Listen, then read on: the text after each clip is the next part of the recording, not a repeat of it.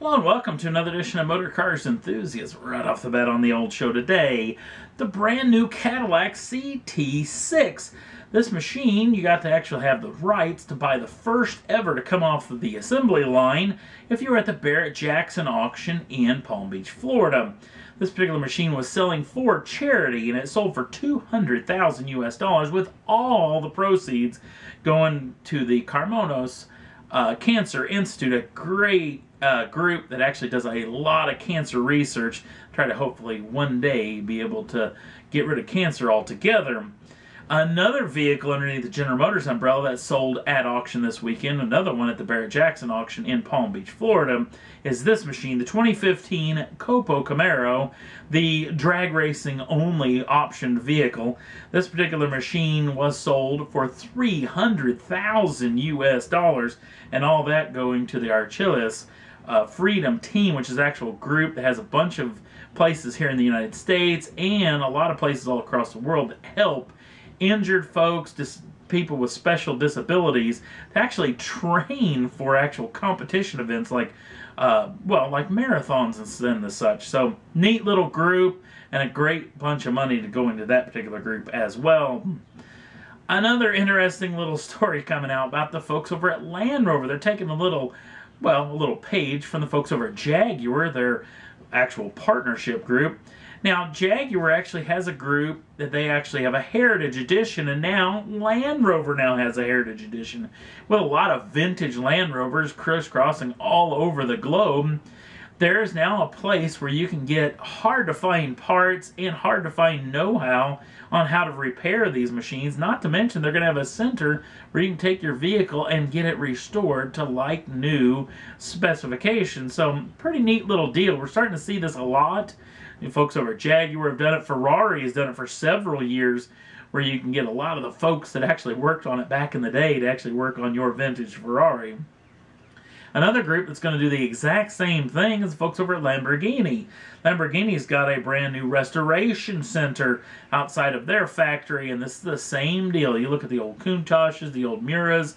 These particular machines, they need a lot of special attention and a lot of specialized parts that aren't existing anymore. And they're going to go back to start building some of these parts and have a lot of the folks that have the know-how if you don't want to take it there, but you can get a contact with these folks and they'll help you out in your project. So, neat deal. We're starting to see this a lot in the world with classic cars. The price is going way up. There's nothing wrong with putting a lot of these vintage machines back on the road. The next up on the list, this is a car that I talked about probably almost a year ago, and I've gotten more hate mail than anything else that I've ever talked about, ever, in the 3.5 years of doing motor cars. This is the Arrinera Hussarya. Now, this particular machine comes with a 6.2 liter supercharged V8 that was actually General Motors sourced right from the Corvette Z06. But the folks over at Arrinera have actually punched this thing out now to 8.2 liters of displacement that has still kept the supercharger, and they're planning on this thing making 800 brake horsepower and 663 pounds-feet of torque. Now, 0 to 60 numbers were at 3.2 seconds with a top speed of 211 miles an hour, but that's what the old 6.2 liters will be interesting to see just what exactly will come from the bump up in displacement. This being said, this particular little niche market manufacturer in a small little part in Poland has gotten a remarkable amount of press over this particular machine.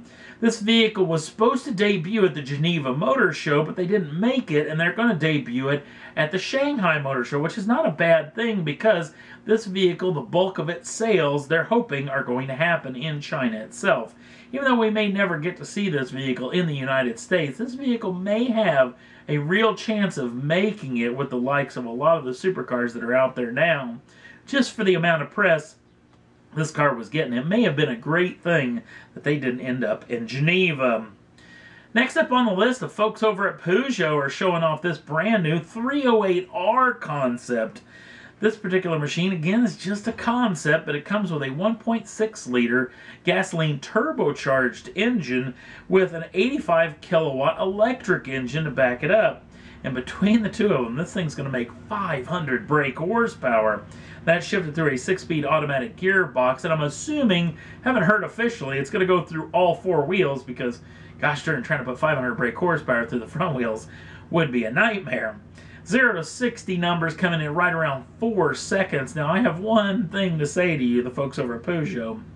You need to build this car. The hot hatch segment has really come to life over the past several years, especially in more parts of the world than just around Europe. So, would love to see this machine actually make a big return to the United States. But again, that may be a little bit far-fetched, but we'll wait and see what comes of that. Another little hot hatch we'd love to have here in the United States, but chances are may never make it, is the Volkswagen Scirocco. And the folks over at Volkswagen are showing off the brand new Scirocco GTS. Now this will come in right underneath the Scirocco R. It comes with a 2-liter turbocharged 4-cylinder, putting out 258 brake horsepower, 217 pounds-feet of torque. That is shifted through a 6-speed DSG gearbox. 0 to 60 numbers come in at 6.5 seconds with a top speed of 152 miles an hour. Again, I have to say, the Scirocco is one of the best looking cars Volkswagen built, and I would really love to see this show up in the U.S. market, but chances are maybe a little bit slim on that deal. Last up on the list, Audi showing off a brand new Prologue concept. They've shown off a pair of them in the past, and now this is their 3rd edition, the Allroad concept. Now, this particular machine is going to do one thing. It's going to ditch the diesel hybrid setup in favor of a gasoline twin turbocharged V8 hybrid setup. And they say between the two of them, it's going to be making 730 brake horsepower. Now, again, you see by the raised ride height and the bigger wheels and tires, this is an all-road concept like it's in the name, meaning that it's going to be somewhat of a crossover, an SUV style, probably all-wheel drive, maybe a little bit more off-road style capabilities. I have to say, this thing looks amazing. Would love to see Audi actually put this into production. And that's all there was that I thought was worth talking about for this edition of Motor Cars Enthusiasts. If you want to jump on over to the Facebook page, the link's down in the show notes, and we update that every day with a lot of the news that doesn't actually make the big show. Also, if you'd like to subscribe to the channel, you can do so at any time and get the first dibs on the brand new shows as soon as they come out. Thanks for watching. We'll see you again real soon.